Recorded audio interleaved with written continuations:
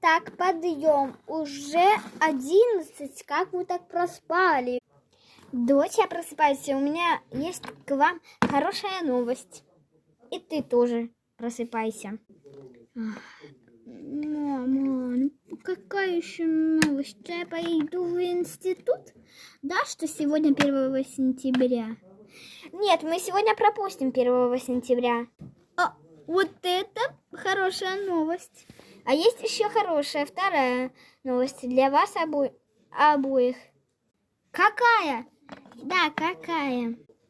Вы сегодня едете на море. Что? Ура! Я тебе сейчас в своей комнате кое-что покажу. Только вам сначала надо поесть. Ладно, хорошо, мы пойдем, поедим. Угу. Пойдем.